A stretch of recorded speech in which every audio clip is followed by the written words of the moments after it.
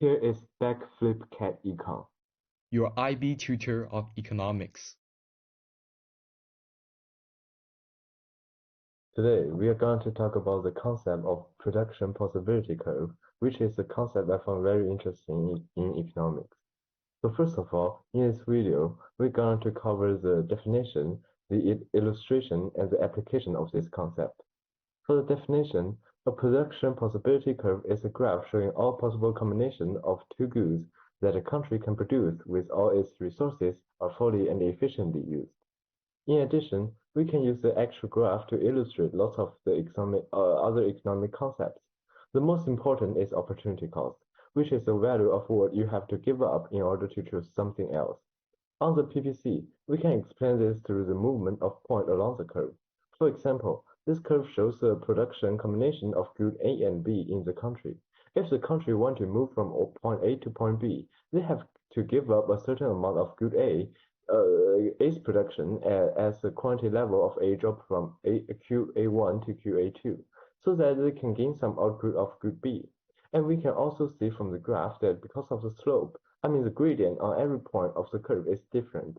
The opportunity cost is changing also. And this varies from countries to countries. Second, we can explain scarcities through the graph. At point C, obviously this point exceeds the country's limit. As we mentioned in the definition, all the resources are efficiently used, so it is impossible for this country to produce at point C. This definition of scarcity is when the demand of a good or service is greater than the availability of good or service. In this case, the demand of producing or at point C is greater than the availability of the country's production capacity. On the contrary, if the country is currently produced at point D, which is inside the PPC, we can conclude that the country's resources is not fully and efficiently used. And in the real world, all the country is actually producing at this situation, meaning that they're producing within the PPC. This is because there must be unemployment and some production inefficiency during the production. It is believed that through producing on the PPC is always a utopian dream beyond the possibility of the country, and if the country do not engage in international trade. And, and this part will be mentioned by Richard. Well, so now I will stalk you through the application of our PPC. So the first application of production possibility curve or production possibility frontier is that it provides a method to determine who should produce what between an international free trade. The whole process is called specialization, and it is based on the comparative advantage. And again, the concept comparative advantage illustrates that a country has lower opportunity cost as one goods production, and our PVC curve can be used to determine who has this comparative advantage, therefore deciding who should specialize in production in one good. Always in this model, the country that can produce with the lower opportunity cost get to specialize in the production. So for instance, if we look at this graph here, PVC1 represents the combination of the production of country 1, while PVC2 represents country 2. We can see that when country 1 produces 0 units of goods B, its production of good A is exceeding the amount of good A country 2 would produce if it does the same thing. So this suggests that the factors of production from country 1 is more suitable for goods A's production and vice versa. This is just a simple way that you can just judge quickly about the condition of specialization. Another way is through opportunity cost, which is a more advanced technique of deciding this.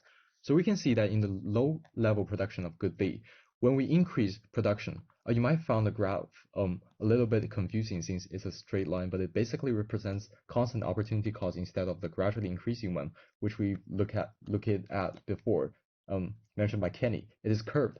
So we increase production of good B. We can see that here. The increase of units of good B only causes the production of good A to increase this little amount in country 2, while in country 1, the production of good A will decreases this startling amount, which can be shown by here.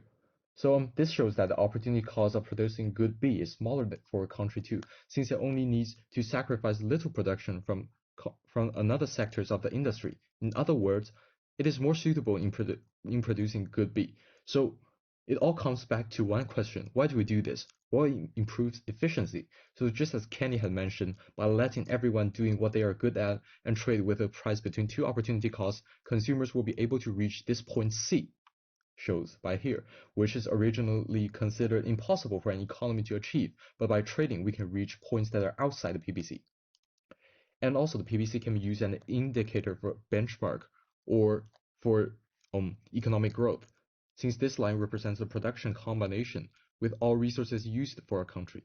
So it sort of established the potential or maximum ability for an economy to produce when, let's say, when there is a technological development and workers become more efficient, then they are able to produce more with the resources, right? Since they are allocated with the highly advanced machines and so on. So PBC shifts outward from PBC 1 to PBC 2, indicating an expansion of output and economic development. But opposite things can happen too, but I'm afraid we haven't enough time to discuss today. And that's all for today's in our channel. Thanks for watching. And don't forget to like and subscribe if this video helps you with your study in IB economics.